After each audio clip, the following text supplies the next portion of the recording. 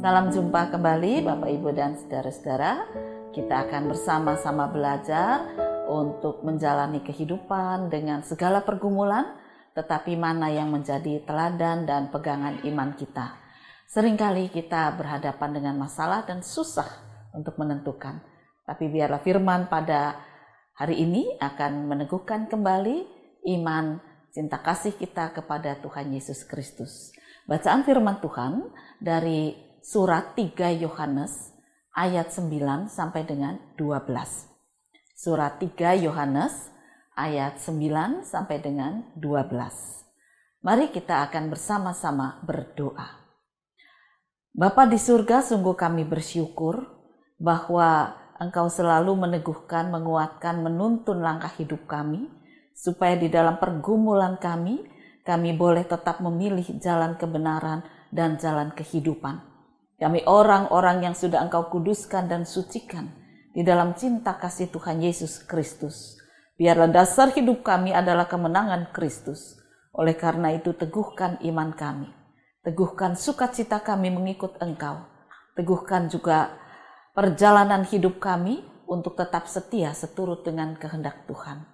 Kiranya Tuhan berfirman kepada kami. Biarlah firman yang kami baca dan renungkan saat ini boleh kembali menyegarkan kehidupan kami.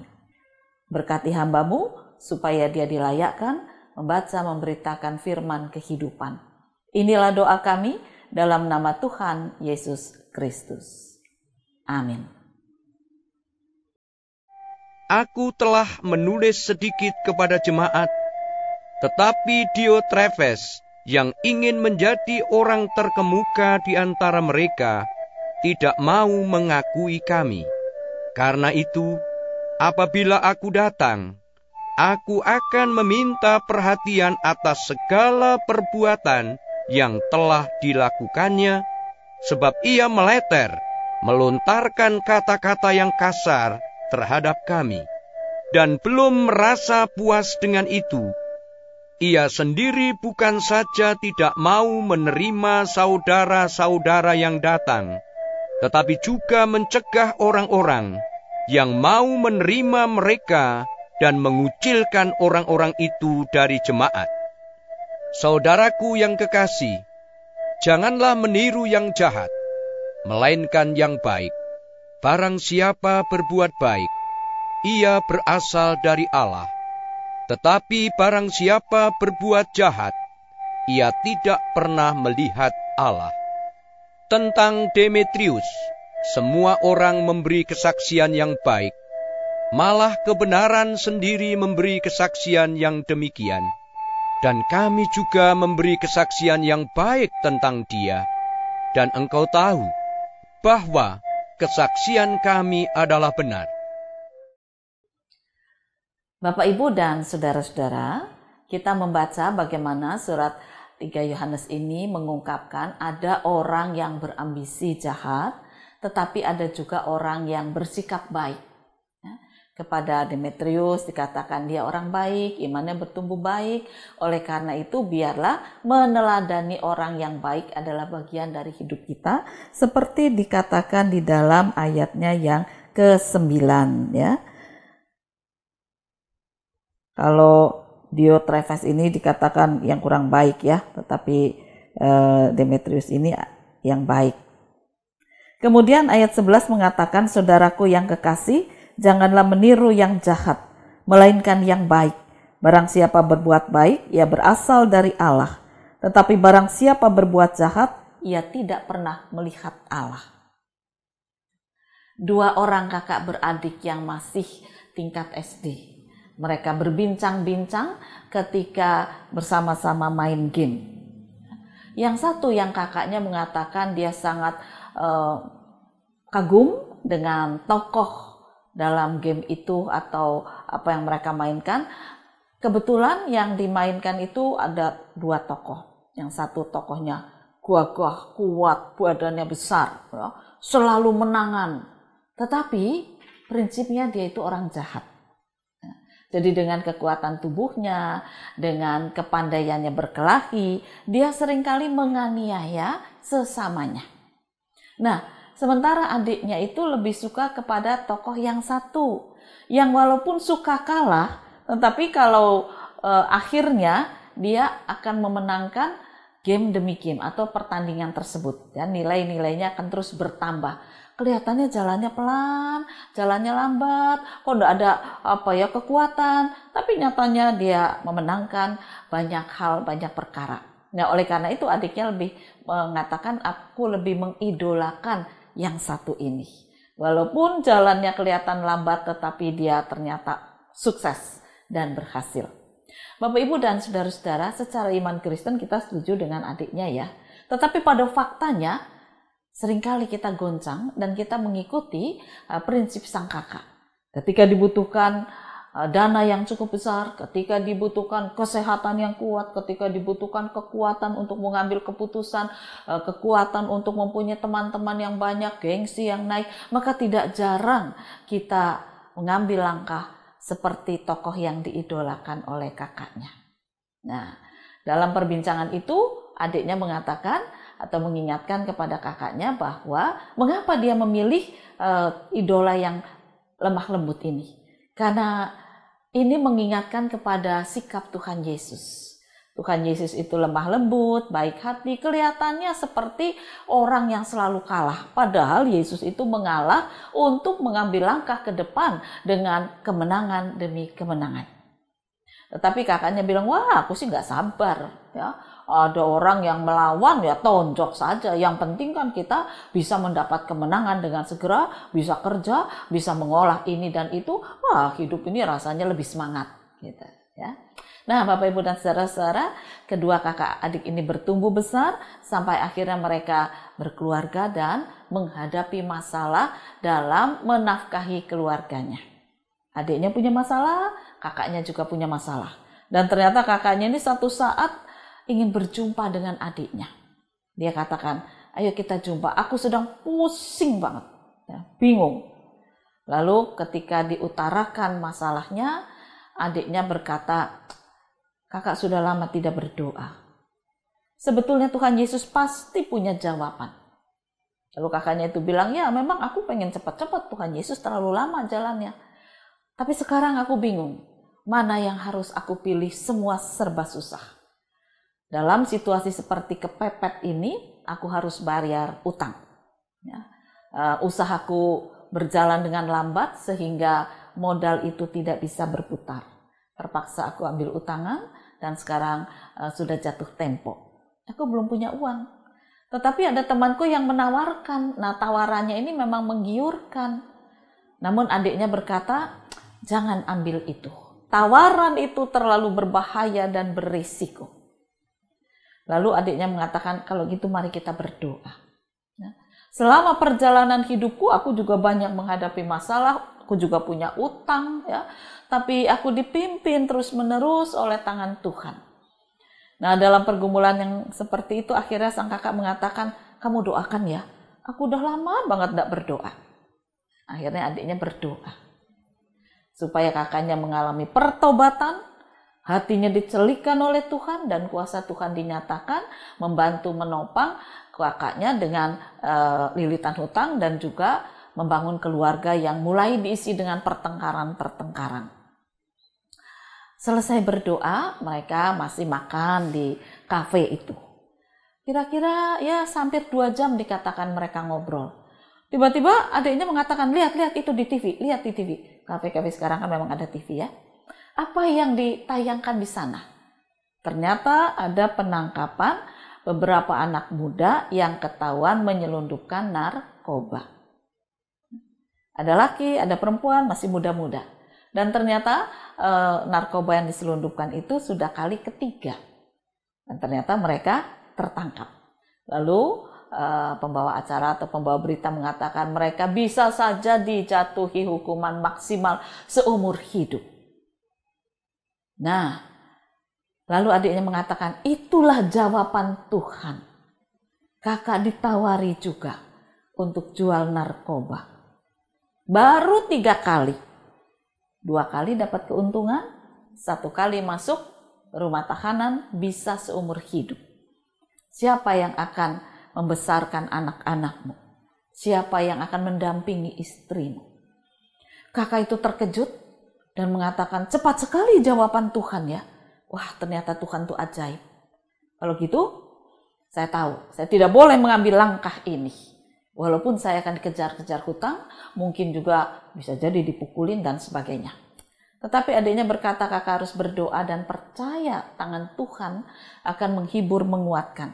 Berdoalah untuk pemberi hutang, supaya dia tidak mengirim orang-orang jahat, tetapi dia bisa diajak ngomong. Nah, saudara-saudara, prinsip adiknya ini adalah meneladan kepada Yesus. Bagaimana meneladan kepada tingkah sikap hidup Yesus yang baik, yang kudus, menuntun dia untuk tidak gegabah. Ada persoalan, banyak persoalan, tetapi dia rasakan bahwa teladan Yesus itu menguatkan, menghibur, memampukan dia menyelesaikan persoalan demi persoalan. Bukankah Tuhan Yesus juga punya banyak persoalan? Tetapi dengan kuasa, kasih, dan kelembutannya, semua persoalan terselesaikan, bahkan dia menyelesaikan dengan cara yang tidak terpikirkan, yaitu naik ke kayu salib supaya manusia dicelikkan hatinya, dibuka pikirannya, dibuka kebenarannya, sehingga manusia yang percaya boleh senantiasa berpikir di dalam kasih dan kebenaran Tuhan. Nah, kakaknya ini merasa tangan Tuhan bekerja. Oleh karena itu, dia bergumul semalaman di dalam doa, besok pagi dia pergi kepada pemberi hutang. Padahal untuk berjumpa dengan Big Boss ini katanya susah banget. Apalagi Big Boss ini sadis dan galak dan sebagainya. Tetapi ketika dia WA kepada sekretaris minta izin ketemu Big Boss, diberi waktu esok hari. Esok hari dia datang dengan ya deg-degan tetap ya, apa yang akan terjadi. Tapi dia bersama dengan istri dan anaknya sudah berdoa. Ada kekuatan untuk mengiring langkah dia ketemu Big Boss.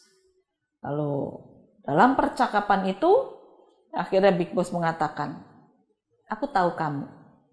Selama ini jatuh bangun, kamu utang dan kamu bayar dengan baik. Kali ini ketika kamu belum bisa bayar dan minta keringanan untuk diperpanjang waktu tanpa bunga bertambah, ya oke lah. Pemuda ini kaget setengah mati.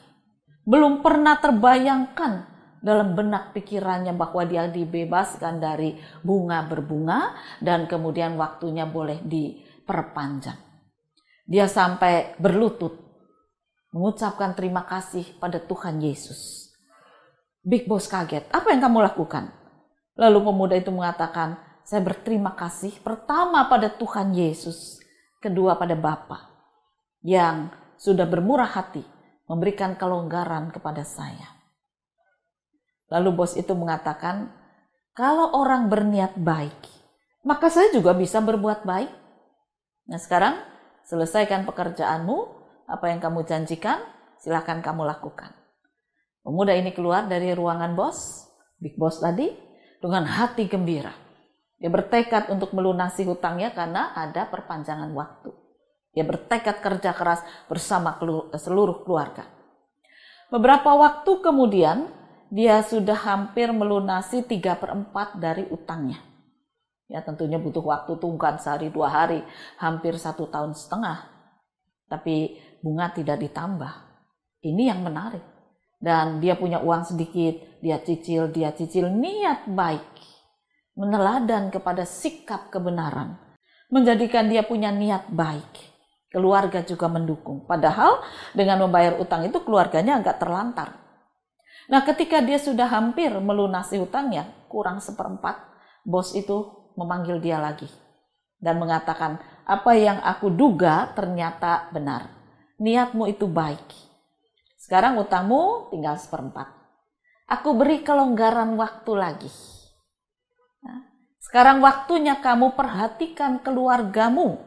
Aku tahu dengan membayar utang padaku, keluargamu terlantar. Sekarang beri kesempatan mereka narik nafas. Yang 1/4 itu boleh kamu cicil dengan jangka waktu yang diperpanjang lagi.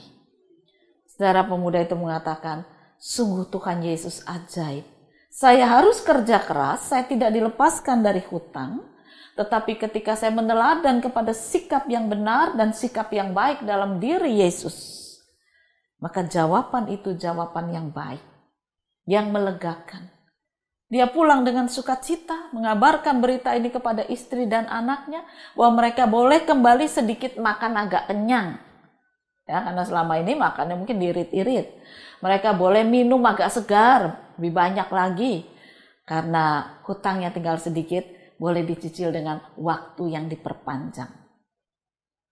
Ketika kabar sukacita ini disampaikan kepada adiknya, maka adiknya mengatakan, itulah Tuhan kita Yesus yang memberikan teladan kasih, teladan kuasa yang patut kita ikuti. Maka ayat 11 tadi mengatakan, janganlah meniru yang jahat. Baru 3 kali jadi kurir narkoba. Yang ketiga sudah harus masuk tahanan, bahkan mungkin seumur hidup. Yang pertama dia bawa sedikit, lolos. Wih, dapat uang. Yang kedua lebih banyak, uangnya lebih banyak. Yang ketiga dia bawa lebih banyak lagi, entah berapa kilo. Harapannya uangnya lebih banyak, tetapi lebih banyak waktu dihabiskan di rumah tahanan. Meneladan yang jahat tidak akan membawa kelanggengan. Tetapi meneladan kepada yang baik walaupun kelihatannya lambat. Pemuda ini harus kerja keras. Tapi toh nyatanya ada keberhasilan. Karena Tuhan yang menopang, menuntun, menuju keberhasilan. Bukan pada kegagalan, bukan kepada kejahatan, apalagi kematian. Nah, oleh karena itulah, biar firman Tuhan ini akan kita pegang terus ya. Jangan meniru yang jahat, tetapi yang baik. Dan yang baik itu hanya ada pada Tuhan kita Yesus Kristus. Jangan ingin menguasai orang lain, jangan ingin sombong, jangan ingin menghancurkan orang lain, tetapi teladanilah sikap hidup Yesus bersama dengan kasih dan ketulusannya. Kalau kita perhatikan, Yesus itu seringkali dihina, seringkali diejek, tapi dia tetap mengasihi pengejek dan penghinanya. Bahkan Yesus tetap berniat mengampuni dan menyatakan kasih kuasanya. Teladan yang sangat-sangat baik, kudus, dan mengkuduskan orang lain. Nah, saudara-saudara, cerita ini belum berakhir karena ternyata pemuda itu bisa membawa teman-temannya juga mengenal Yesus. Ketika teman-temannya mengatakan, kamu kok nggak jual narkoba tapi bisa bayar utang? Iya, ada keajaiban. Big bosku hatinya diubahkan oleh kuasa Tuhan. Dia sayang sama aku. Dan ini tidak bisa terjadi tanpa kuasa Tuhan. Teman-temannya mengatakan, siapa Tuhan yang kamu sembah? Dan pemuda ini mengatakan, dia yang memberikan teladan hidupnya bahkan sampai naik ke kayu salib. Dialah Yesus. Beberapa dari temannya mulai belajar cinta kasih Yesus. Hatinya dibukakan oleh kuasa kebenaran Roh Kudus. Jiwanya disegarkan. Mereka tetap bekerja. Dan mereka katakan walaupun tidak sehebat kamu, tetapi aku juga merasakan kuasa Yesus ada. Persoalanku sepertinya segunung. Tapi ketika malam hari aku renungkan, sudah ada banyak yang diselesaikan. Aku tidak lagi di kaki gunung, aku ini sekarang sudah naik. Ya, hampir bisa terus menanjak untuk mengalahkan persoalan yang setinggi gunung itu. Dan bukan cuma aku saja, tetapi keluargaku pun merasakan.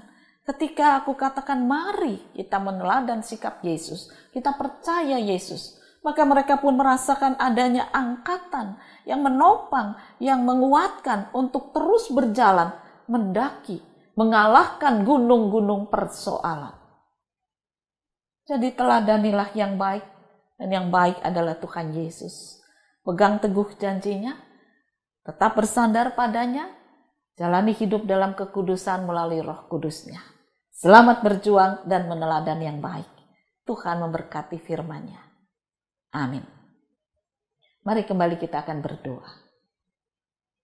Memang seringkali engkau dibandingkan dengan para ilah yang menyatakan kuasanya dengan sangat cepat, tetapi membawa pada kematian, membawa pada kehancuran. Oleh karena itu sadarkan kami untuk kami meneladan pada sikap yang baik dan yang benar di dalam diri Tuhan kami Yesus Kristus. Meskipun berjalan hari lepas hari, tetapi kami tetap dituntun mendaki, mengalahkan tingginya gunung persoalan, sehingga kami boleh merasakan kuasa itu ada, kebenaran itu ada, kesetiaan itu ada, dan kami boleh merasakan kelegaan di dalam menjalani hari-hari kehidupan. Biarlah kami berpegang teguh pada teladan kasih Yesus, teguhkan juga iman kami dalam tuntunan Roh Kudus. Berkaryalah ya Tuhan. Inilah doa kerinduan kami dalam nama Tuhan Yesus Kristus. Amin.